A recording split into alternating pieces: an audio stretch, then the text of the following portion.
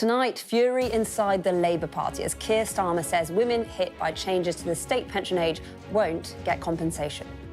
The so-called Waspi women have called it bizarre and totally unjustified. The Prime Minister's insisting he has to protect taxpayers, but it's a decision that's causing a huge amount of anger within his own party. Also tonight, the government confirms the victims of an older post office computer scandal will be offered compensation and tells Sky News they've learnt from past mistakes. Plus, Downing Street says it will not mourn the death of the Russian general who appears to have been assassinated in Moscow. Ukraine has reportedly claimed it was behind the attack. Reform UK leader Nigel Farage has been to Florida, where he's met Elon Musk. Is a tech billionaire on the verge of giving him a huge donation. And we'll look at how all the parties can't seem to resist indulging in festive-themed campaigning this Christmas season. My festive friends tonight, Christine Jardine and James Starkey, will be with us for the next hour. It's Tuesday, I'm Ali Fortescue live from Westminster, and this is the Politics Hub.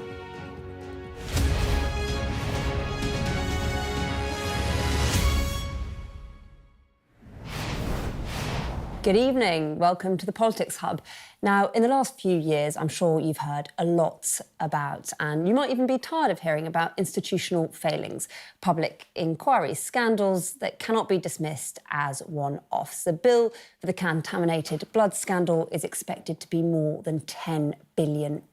Post office compensation, we'll be hearing more about that in a moment, has already cost hundreds of millions. Today, we've seen where the government draws the line. Waspi women, as they become known, campaigned to be reimbursed for a previous rise in the state pension. They said they weren't properly warned about the change. The Ombudsman agreed. Today, the government decided they won't get a penny in compensation. They've saved around £10 billion. That would have gone to 3.8 million women and shown who they're willing and not willing to compensate.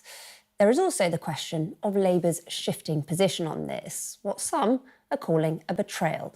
We'll come to that in a moment. Well, speaking in the Commons earlier today, the Work and Pensions Secretary, Liz Kendall, apologised on behalf of the state for the delay in communicating the rise in the state pension age. But both Liz Kendall and the Prime Minister defended the decision not to take the Ombudsman's suggestion on compensation for the affected women. We haven't taken this decision lightly, but we believe it is the right decision because the great majority of women knew the state pension age was increasing, sending letters earlier wouldn't have made a difference for most, and the proposed compensation scheme isn't fair or value for taxpayers' money.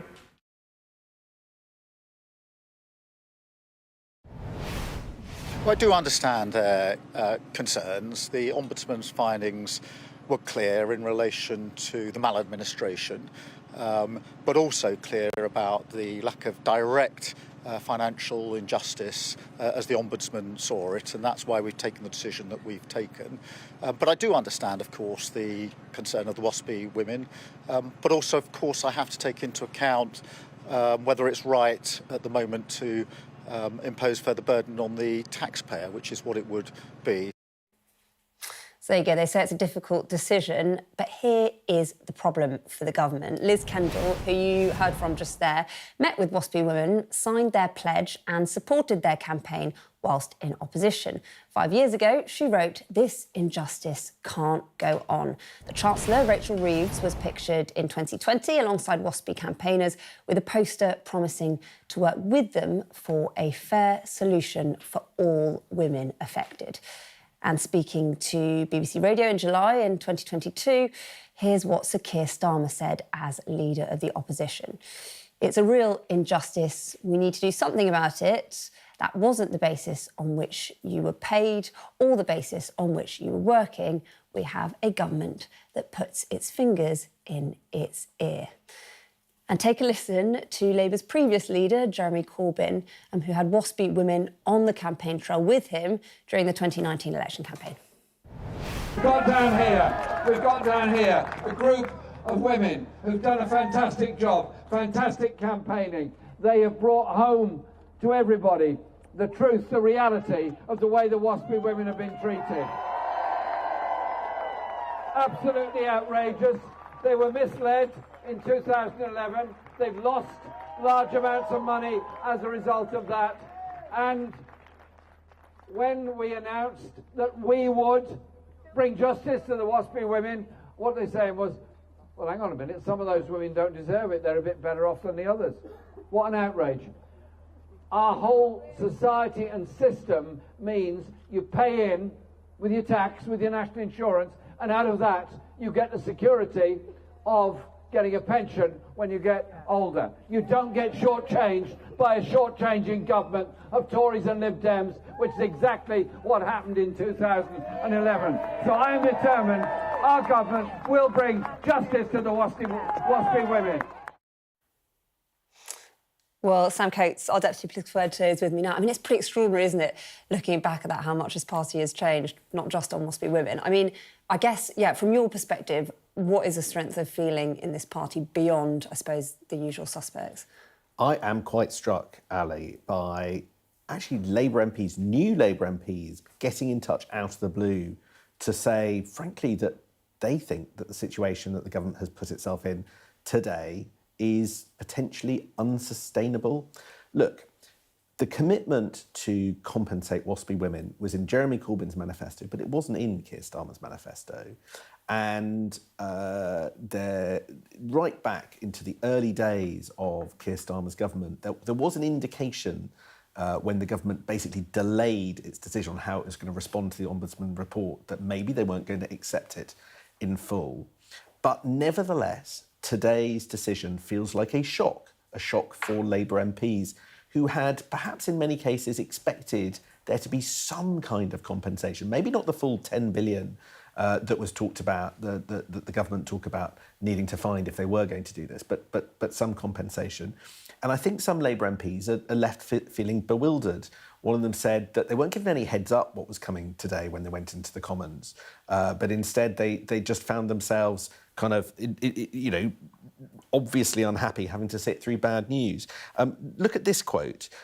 This is from a new Labour MP. I think we can see it on the screen. It says, "It feels a bit like we assembled this enormous coalition at the election, and now we're just intent on taking an axe to it, piece by piece." This is a story of what Labour has chosen to do, and nobody doubts that money is tight and the fiscal situation is difficult. But it is also a story about Labour not preparing possibly quite an important part of its electorate for bad news. And also with the pictures that you saw before the election of Rachel Reeves' comment, Angela Rayner, admittedly back in 2019 when Jeremy Corbyn was leader, but also Keir Starmer's comments on the radio.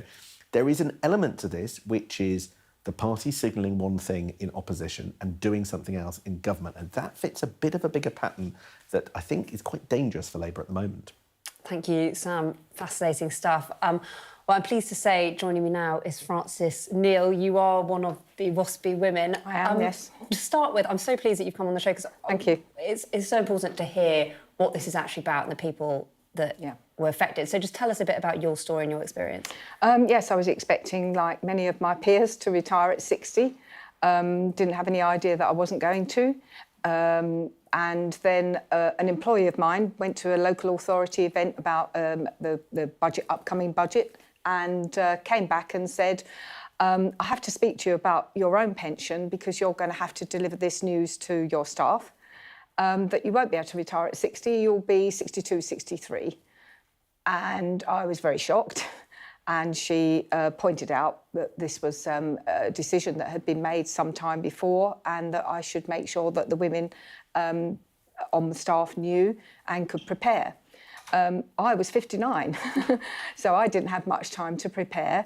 And I had started succession planning for my governors. I was a head teacher and said to them that I was going to now choose to work until I was 63, 62, 63, which is what I did.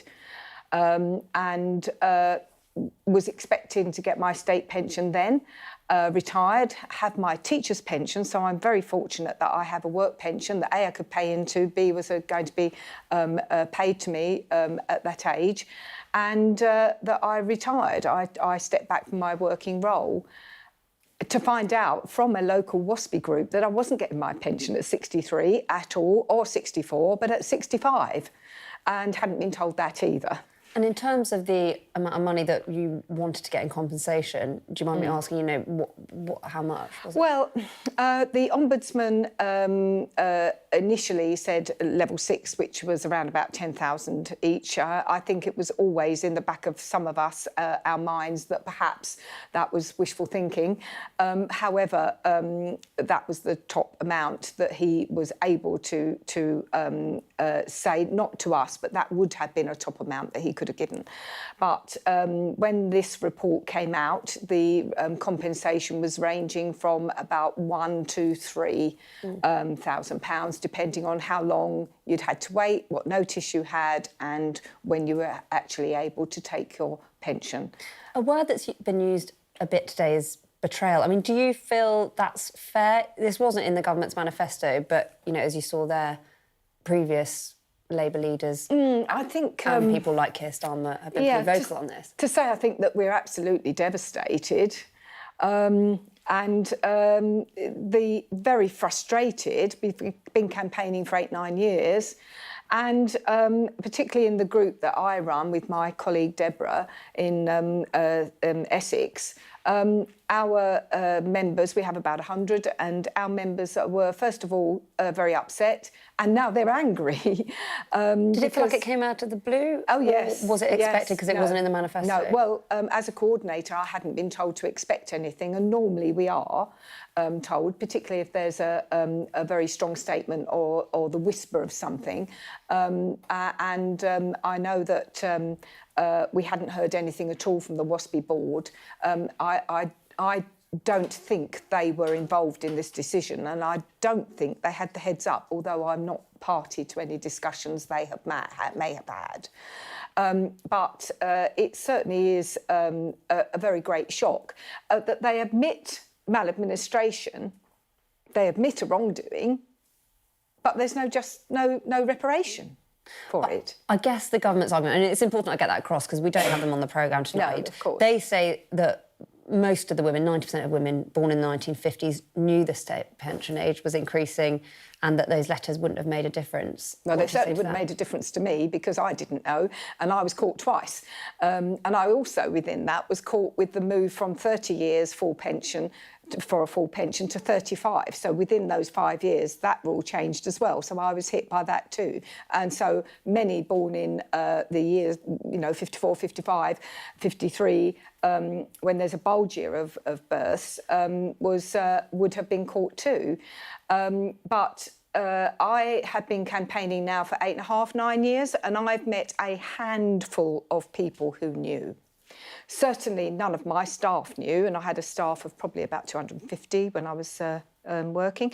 So you think the government's got that wrong? Well, I think our own research shows it's wrong. That Waspi's own research showed that people don't know. And actually, even earlier this year, we were meeting women who did not believe or know that was so. Yeah. I guess the other argument is that Keir Starmer's made clear, government's about tough choices. It's no longer a party of campaigning. This would have cost £10 billion. It's going to mean tough choices elsewhere. Is that something that you accept? Well, we are taxpayers.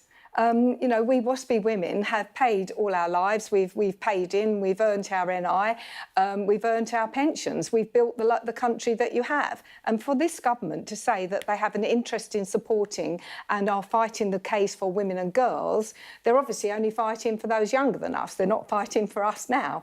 That really is quite upsetting because we feel that we have proved our worth to this country and that we should be compensated for a decision that was taken and that we were not told about, and were not told, I think you may be able to check this, that the first Waspi lady was told 14 years after the initial decision, and then that was changed in 2011. So there was plenty of opportunity for us to be told You know, the government doesn't fight shy of telling you your tax code, telling you your, you know, what you've got to pay here and there. I've just recently received a letter about winter fuel allowance and not being able to get it. Well, that's fine, you know, but there are ladies who are really going to miss that very much. And for this to happen on top of that, I just feel that it's very bad for them. The other bit is that the Ombudsman, all that taxpayers' money to have a 6-year investigation for us into our case, and then for it to be ignored. Well, is that the best use of taxpayers' money, one asks?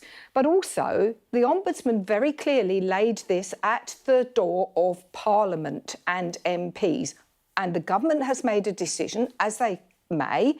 However, we are now asking the 350 MPs that are supportive of Waspi and have signed a pledge and have said that they're going to support us. There's a Waspi group in almost every constituency in the country. We are asking them now, step up, fight for us, and we're not going away. OK.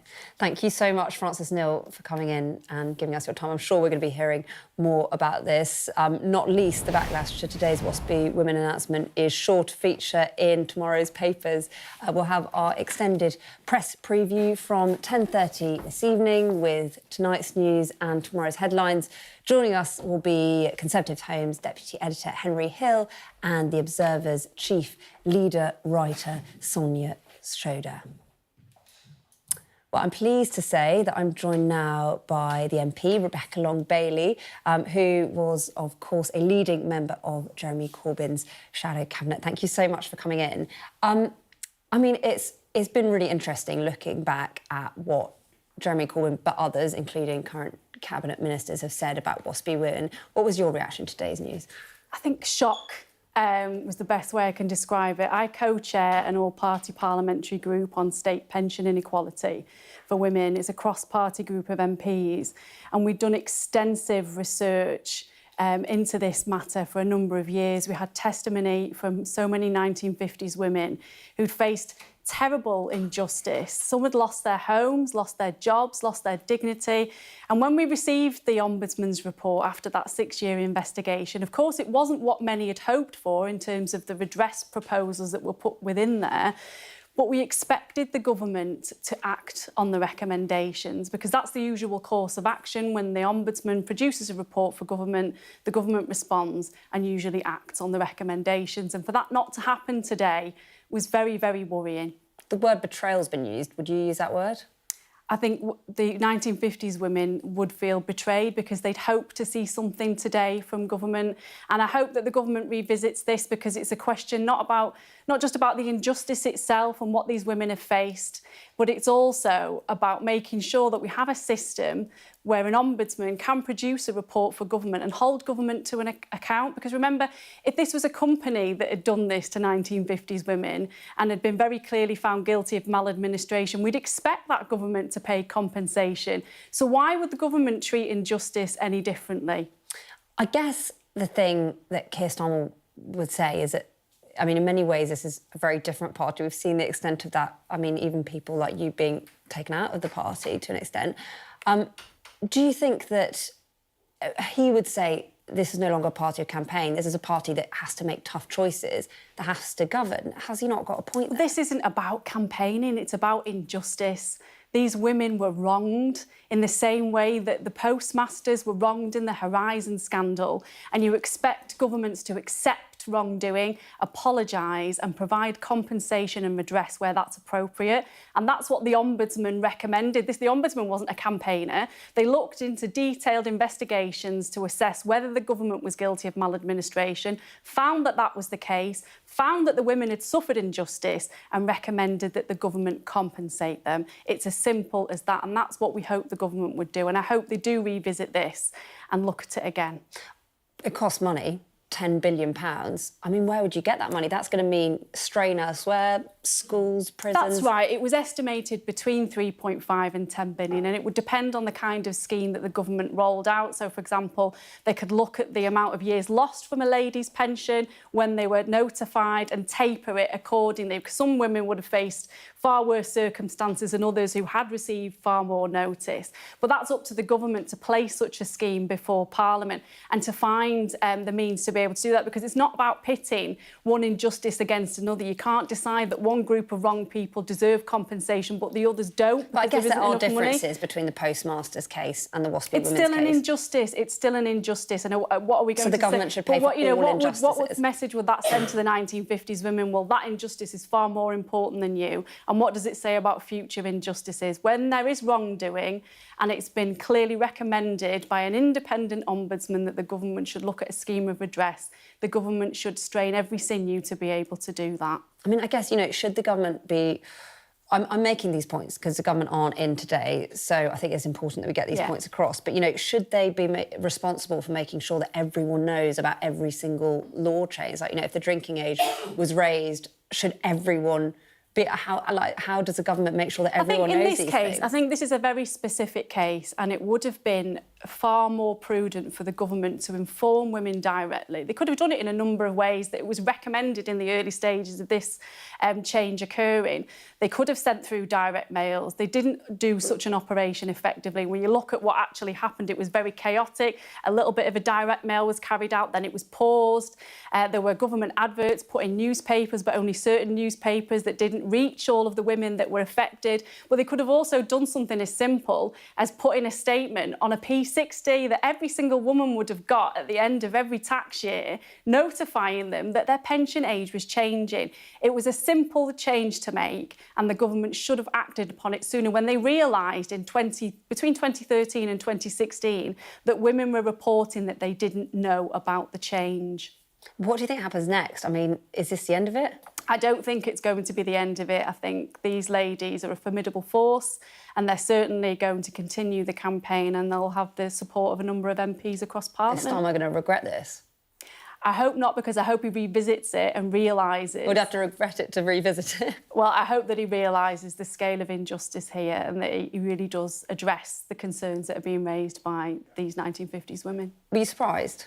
I was very surprised, very surprised. All right, Rebecca Long-Bailey, thank you so much for coming in and talking to us on the Politics Hub. So will images like this of the now Work and Pension Secretary Liz Kendall come back to haunt the Labour Party? This image was taken 5 years ago, but of course, social media means pictures like this can be dug out very quickly. Rachel Reeves, now Chancellor of the Exchequer, also among the examples. And as you've been hearing from our Deputy Political Editor, Sam Coates there, these images are being circulated in WhatsApp groups among Labour MPs who are clearly not happy with what they've heard. Right, let's bring in our duo for this evening, shall we? The Liberal Democrat MP Christine Jardine and the former Conservative Special Advisor James Starkey. Thanks so much for joining me. I mean, it's an interesting one, this, and I felt like I really had to get the government's point of view across because we don't have them on the programme in person this evening. But James, how difficult is this going to be? I mean, I think these images of people that are in Cabinet making the case for Waspi women previously, I mean, it feels like that is going to come back to haunt the government. It does. I mean, my take, listening to Sam and Francis, was I just don't think this is going to go away. I don't see why they would stop. They've been campaigning for nearly a decade already. And as Francis pointed out, it sounds like there's a number of MPs who already backed this. I don't think they're going to back down. Because interesting, if you look at the way Labour have dealt with it, it seems they've basically said, oh, this is not going to happen. You guys now need to move on, and there's kind of an expectation that people move on. I mean, having been part of the Conservative government for the last few years, just because you say that doesn't mean things are going to move on. And so I don't think it's going to go away.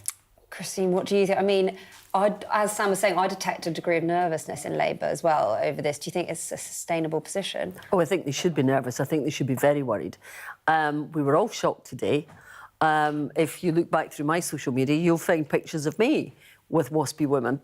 But I genuinely meant it. And the question now will be, did the Labour cabinet ministers, was it just campaigning? And that's the question that they're going to have to face. What I asked Liz Kendall in the House today is, how is any pensioner in this country going to have any faith in anything that this Labour government says when in the 6 months they've been in power, they've changed the winter fuel allowance, and now they're putting up national insurance employers' contributions, which they said they wouldn't do, and now they're saying to the Waspi women, who they campaigned for justice for, they're now saying, no, you're not getting compensation. How is any pensioner in this country, how is anybody going to have any faith in any promise that this Labour government makes? Because so far they haven't given anyone any reason to do anything but doubt them. And I don't think this will go away. I think people have long memories and people have been very hurt by this.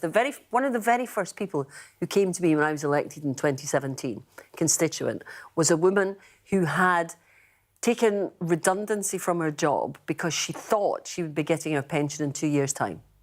And not long after she agreed it and it was all signed, she got one of the letters which Liz Kendall admitted today went out too late. And all her financial planning was pegged to getting her pension in 2 years' time. She had to go back out to work, take whatever job she could get, and it had a massive impact on her life. Now, she is still without compensation for that, and I don't think these women or their families will forget what's happened today. £10 billion is a lot of money, James. I mean, I think sometimes there's a tendency to kind of lump all these public inquiries in together, you know, post office infected blood and this, but they are all different, aren't they? I don't think they are. No. Really? I don't think they are. I think this speaks to But, the there heart. are subtle differences, is what I'm saying. Of course there are the differences. government have obviously made a judgment call here. So, number one, government's about choices, and Labour are finding that out fast right now. And Sam read the quote out from an anonymous Labour MP, and they are chipping away at their own coalition that's just got them in, and they're making choices that have led to that. But the similarity for me is this. This is why the public are tired of politicians.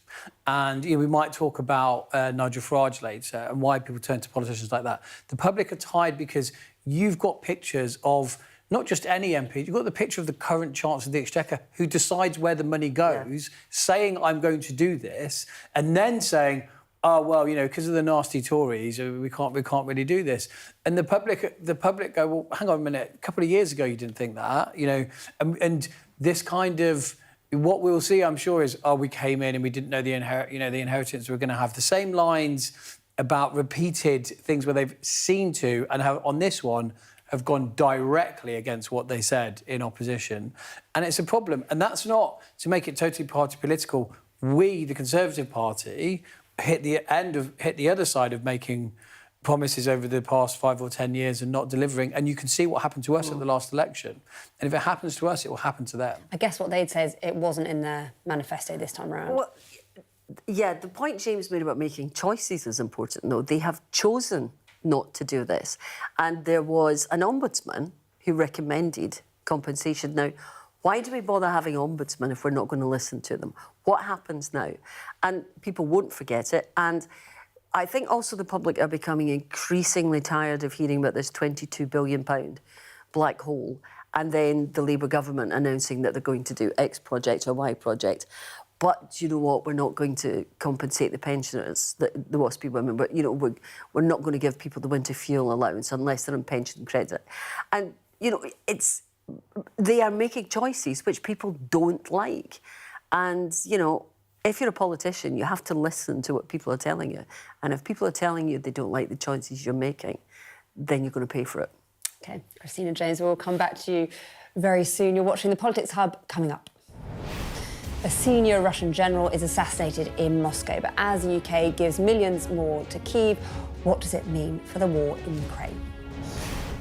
And on a day with bad news for Waspi women, there's better news for sub-postmasters who fell victim to the post office failures that predate the Horizon scandal.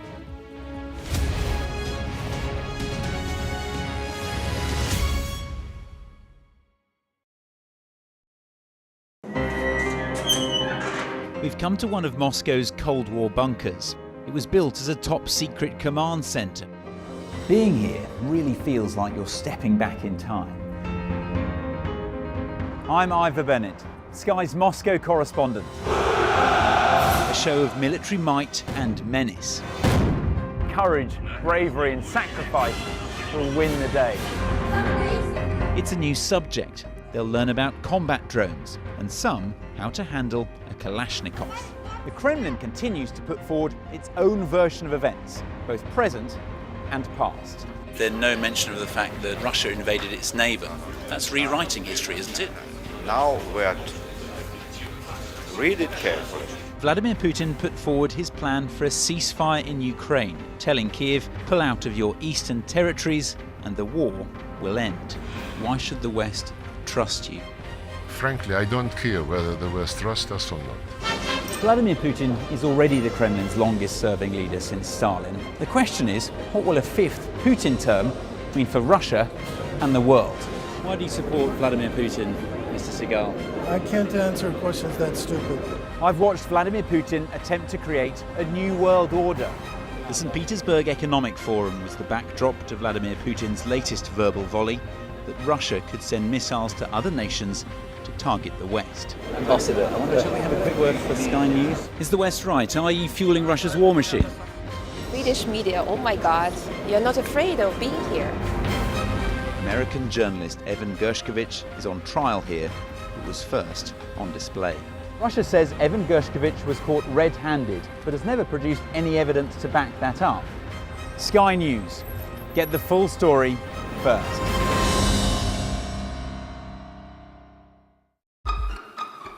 We've got your Sunday mornings covered.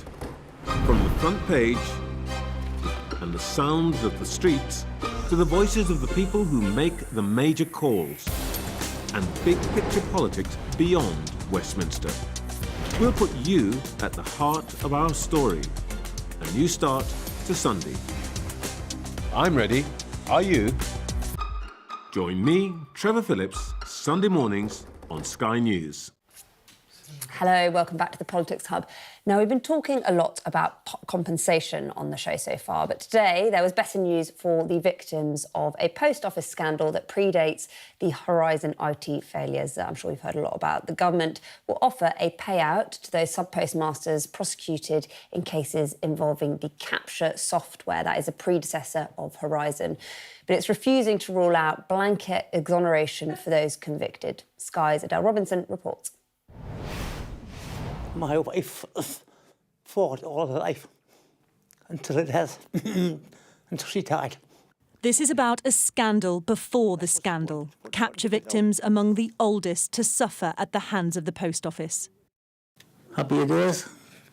Ken's wife June was sued after being accused of stealing in the 90s. Now the government's promised compensation for victims, but not automatic exoneration. What do you want to happen? I want June to be exonerated, and I'll do my best until she is. I'll fight until the end. How much does it mean to you? The world. The world. Capture software was used in the 90s before Horizon, which led to hundreds of wrongful convictions. A report concluded it was likely Capture also created false accounts. Speaking exclusively to Sky News, the Post Office Minister said there was a responsibility to work fast. Well, the first stage is to work with the Criminal Cases Review Commission.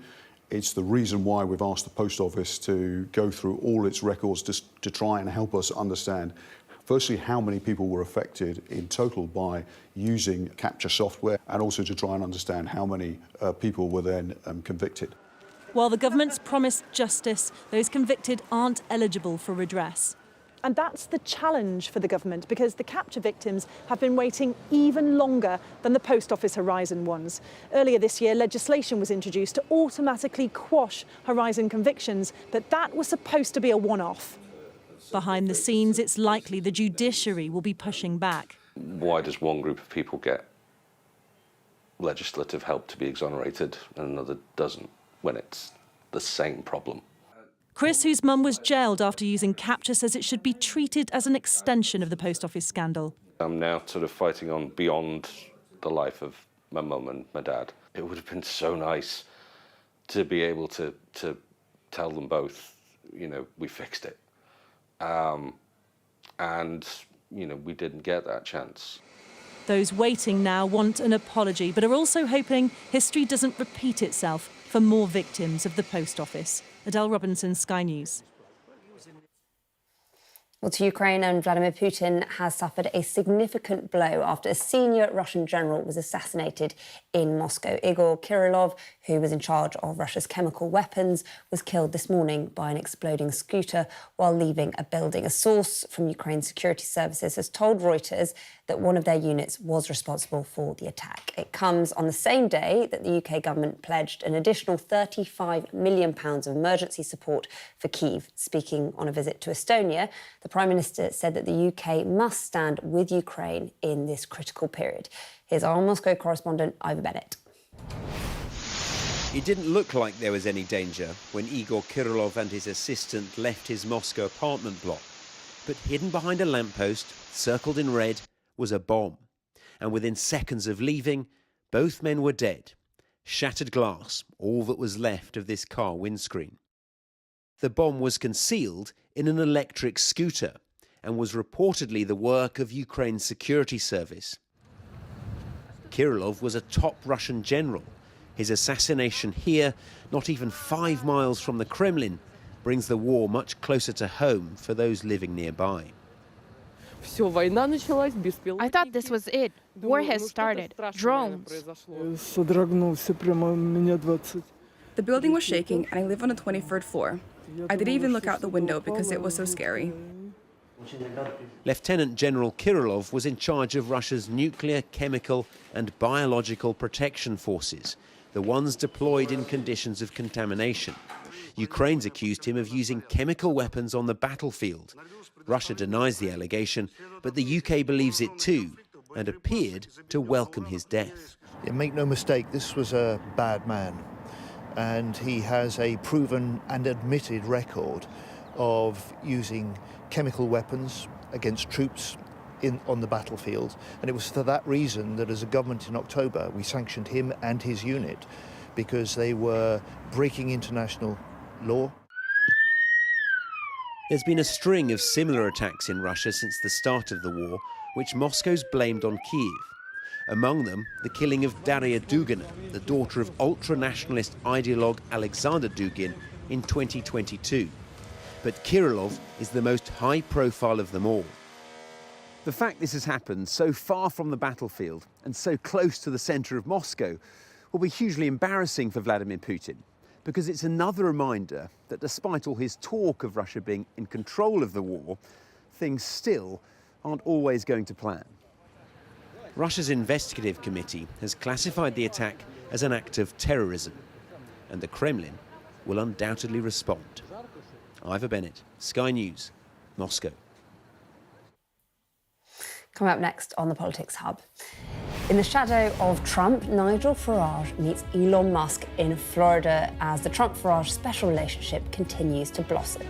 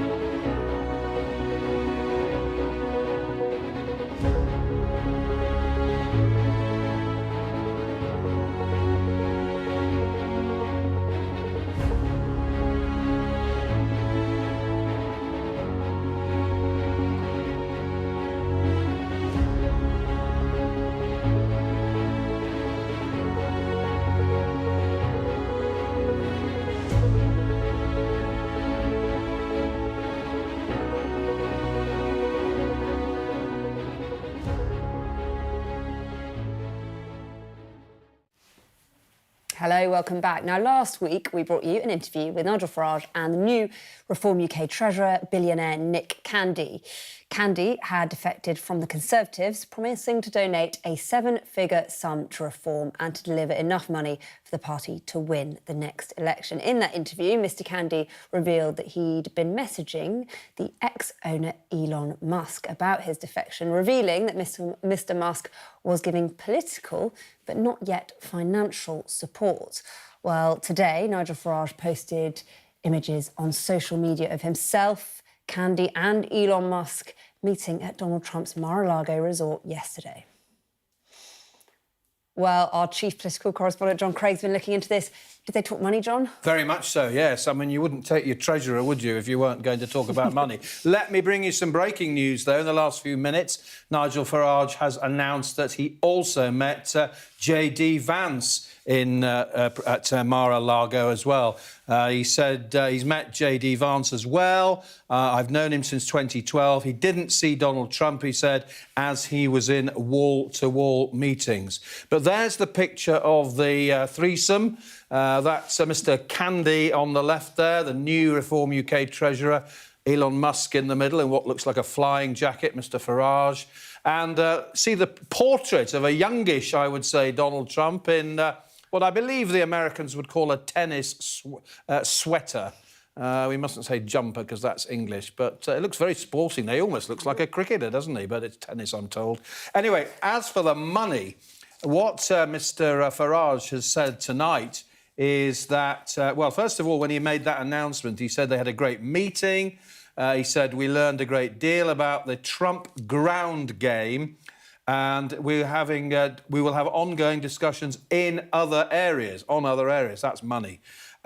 He says, we have only one more chance left to save the West, and we can do great things together. And he says, thanks to President Trump for allowing us to use Mar-a-Lago for this historic meeting. And he said, the special relationship is alive and well. But on the money, this evening, Mr Farage has been talking about this, talking about Mr Musk. He said he wants to help us. He's not opposed to the idea of giving us money, provided we can do it legally through UK companies. Now, that's crucial because, of course, foreign donations over £500, illegal. What Mr Musk would have to do is do it through the UK arm of one of his companies, either X or Tesla, or he could become a UK citizen. Now, his father, Errol, gave an interview, not today, but a few days ago, where he said, well, he could become a British citizen because his grandmother is British, apparently. That's Elon Musk. Anyway, as for donations, they didn't speak specific numbers. This talk of $100 million was for the birds, but they did talk money very much so. And it also, this business about the what Mr Farage has called the, what did he call it? The ground game. That's not a reference to sport. That is, apparently it talks about margins by which Mr Trump won in swing states, strategy, tech tools, voter registration. So, you know, the business end, if you like, of fighting elections, but money crucially.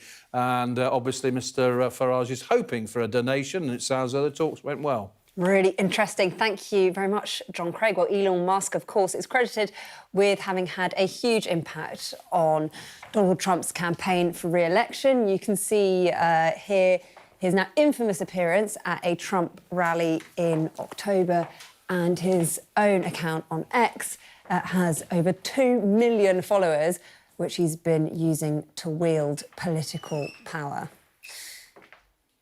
Right, let's bring the panel back in, shall we? Christine and James. Christine, I mean, the fact that we're talking about it, do you think Reform get too much attention? You know, you've got 72 MPs, they've got 5 MPs. Do you think that they get too much attention? I think the attention they get is worrying, and I don't think they get the scrutiny that the rest of us get. We get scrutinised much more than they do, possibly because we've got more MPs, more influence in Parliament. But I think we need to be drilling down much more into what it is they're saying, where their money's coming from, what they intend to do. But the important thing, I think, for all political parties is to think about why they're gaining support. We have to think about what it is that we're doing wrong in politics today that is making people think, do you know what, we might as well try this lot of Farage's party. I think that's what the Americans got wrong. They dismissed Donald Trump. Twice they've dismissed Donald Trump and he's won. They dismissed Donald Trump and they didn't think about what it was people were unhappy with that were going there. Now, that's what we need to do. We need to listen to what people are telling us and we need to address those problems and not just dismissing it as, you know, just Nigel Farage's latest project. James, is Nigel Farage cutting through with people, as Christine says, in a way that Kemi Badenoch isn't? He's clearly cutting through. I mean, they kind of came from nowhere to win 5 MPs with a, you know, with a big share of the vote, and clearly did a lot of damage to the Conservative Party. And I don't really think that's going to go anywhere time soon. You've got the local elections next year. I'd be really surprised if Reform didn't pick up well over 100 seats. You know, maybe higher than that. And then you've got. It looks like they're going to do well in elections in Wales the year after. So they've probably got a couple of good years coming up from that. Poses problems to the Conservative Party, but there'll be a whole debate around what's the relationship then with the Conservative Party and Reform. But the simple fact is, Farage, after the referendum, that I worked on the Vote Leave referendum, or the EU referendum in 2016, Farage was essentially buried. You know, the UKIP was gone after that because of that issue. The reason Farage is able to come back and Reform have come back is because the politicians, and now this includes Labour, are not seen to deal with some key issues that annoy the electorate. And we saw some, you know, even there's obviously immigration is central to that, but just general trust in politics. You talk about the Waspi women earlier. That is why people are looking at people like Nigel Farage, because they're tired of the main parties not doing what they say they're going to do. Christine, how much attention do you think we should give to this meeting with Elon Musk? I mean, he's a very rich man. Could that be quite game-changing if he did give a lot of money to Reform? Well, we've had a lot of discussion this week about not wanting Chinese influence in our politics. I don't particularly want American influence in our politics either. So I think we need to be very wary of outside influences in politics. We need to be very wary of foreign money coming into politics, because if foreign money is coming into our politics, it's not to do something for our benefit, for Britain's benefit. It's to do something for their benefit. And if Elon Musk wants to invest in any political party in this country, it's for Elon Musk's benefit and nobody else's. And I think we need to be very wary of that. Do you agree with that? I do think if he donates legally, that happens. All the main parties accept money in similar ways, give or take.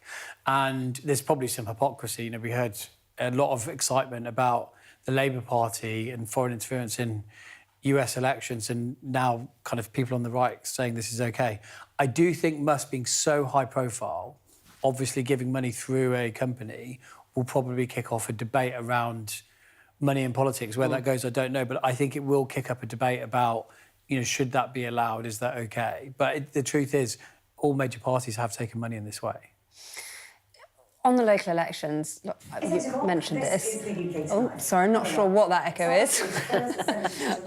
On the local elections, what do you think is the limit for what Reform can do? You know, do you think, I mean, people say that at their height, UKIP did just as well as Reform did in the last election. You know, do you think there's a ceiling to Reform votes? I don't think we know what's going to happen yet in the local elections next year. I think we have to see that. The government has just announced reform of the local elections, devolution. So we have to wait and see what that is. But I think James's point about the financing of British politics is important. I think we do need to look at how we fund political campaigns and political parties in this country to ensure that we protect them from interests which are not our interests. They're not investing in politics in the interest of the British public. They're investing in it for their own interest. And I think we need to look very seriously at how our political parties are funded and how, you know, our whole system is funded in future. Thank you both. We will come back to you for a bit of fun very shortly, still to come on the Politics Hub. The Conservatives cast Keir Starmer as a malevolent Santa. We'll look at what happens when the festive season turns feisty.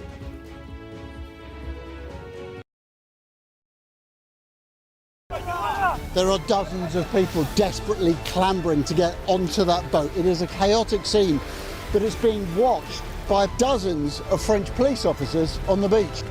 I'm Adam Parsons, Sky's Europe correspondent based here in Brussels. It's not just homes, but whole streets like this one, that have been reduced to rubble. Getting the chance to tell people's stories, it's a privilege. Trust in politics is at an all-time low. What's going wrong and can we fix it? It's from Liz. She wants to know, why is there still no sign of the Labour Party electing a woman as leader? It's sort of embarrassing. You know, it takes a very strong man to be leader, but it takes an even stronger man to support a woman for leader. If you want to be mean to politicians, like, crack on. The activists that go out and make elections happen, I kind of feel like just don't be horrible to them. Be polite to them in the same way that they're polite to you. Keir Starmer has got us into government with a big majority. He was completely clear before the election that he wasn't going to be able to do the two-child benefit policy, but I wouldn't be surprised if it isn't an early thing that comes along. I went up to Gordon Brown and said, hello? No, yes, where is it? I said, found all these Tory candidates breaking land. Let me see it, let me see it. This is brilliant, brilliant.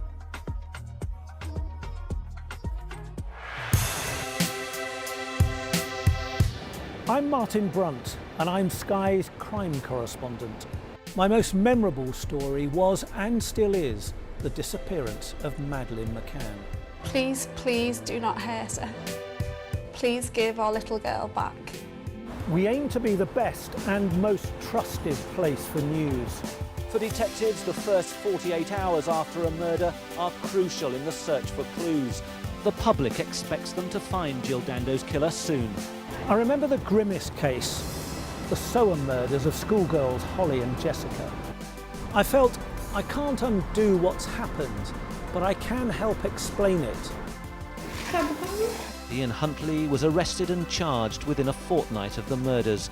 My biggest challenge was to persuade a jailed diamond thief to answer my letters. Martin Brunt, Sky News, at the Old Bailey.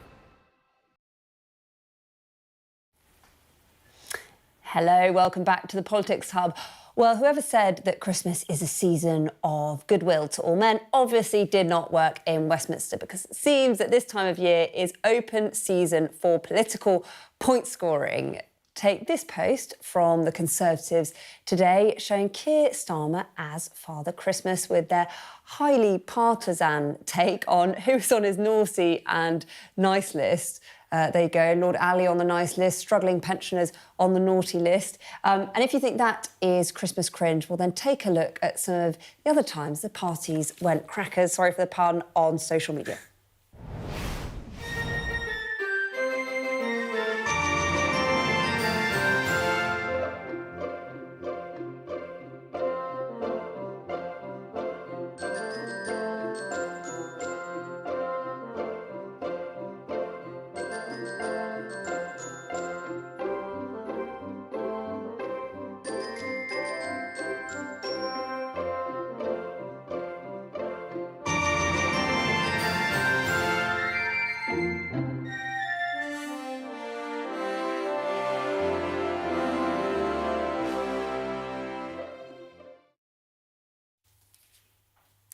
There you go. Christine, is Christmas the time for political point scoring? Well, actually, what my party are doing this Christmas, Ed Davey is in the charts. He's recorded a charity single for Christmas, so that's what we're doing this Christmas. So, you know, I can't speak for the other parties, although I have to say, looking at that graphic, I think Keir Starmer looks less like Father Christmas and more like Grandad from... from all the Fools and Horses. A good Father Christmas. And James, we were talking a minute ago, I mean, about, you know, the need to kind of fill what's known as a grid over Christmas to keep journalists just about happy enough with enough stories. Yeah, how does that work? I mean, I was at DEFRA, and that does lend itself quite well to Christmas stories. So you've got kind of like, oh, how many potatoes do people get through, all this kind of stuff. And, you know, it's because the government does kind of go quiet over Christmas. So the pro side is, if you can come up with a kind of Christmas angle for your story, you can maybe help a journalist out and, you know, help a journalist over Christmas. But the flip side is, if something bad happens, there's nothing going on in government. And so you basically know you're going to have that for like a week or 2 weeks until it comes back. So it can go either way. What's your experience of that, Christine? Sorry? What's your experience of that? Well, I've experienced it from both sides, from the having to get the stories out and fill the pages, and also being a journalist. and having airtime to fill and pages to fill. I come from a family of journalists, if you like. My late husband was a journalist as well. And it is a crucial time of the year because there is nothing else happening. And like you say, there can be a big story, comes from nowhere, and then you can have the best sort of list of Christmas stories in the world, but you're going to have to cover that big story, and that's when politicians have to, you know, stand up and come to the fore and address that issue. Oh, there we go. It is a nightmare There's for your government. leader, Ed Davey. Is that Ed Davey? Yeah. Oh, yeah. It's in the charts now. This is, in the charts. I mean, do you think this sort of silliness works, James? Do you think it cuts through the public? It seemed like it worked for the Lib Dems. I mean, it seemed like it worked for the Lib Dems in the election. In the election campaign, It didn't do them any harm. I think it's a balance. You know, I think showing another side to... I mean, I was on the Vote Leave campaign. We did a lot of... I don't know if I call it silliness, but we had Boris, who just does amazing photo ops, and that kind of worked for us. Yeah. I'll leave that open to debate. Thank you so much, both of you. Plenty of silliness to come on the Politics Hub this week. Lovely to have you, such a high-quality panel in the week before Christmas. Next tonight is UK Tonight with Sarah J. Mee, who will, I'm sure, be talking more about what is going on with the Waspi women. We, of course, are going to be hearing more at some point from the government on that. But for now, from all of us on the Politics Hub, have a lovely evening and a Merry Christmas.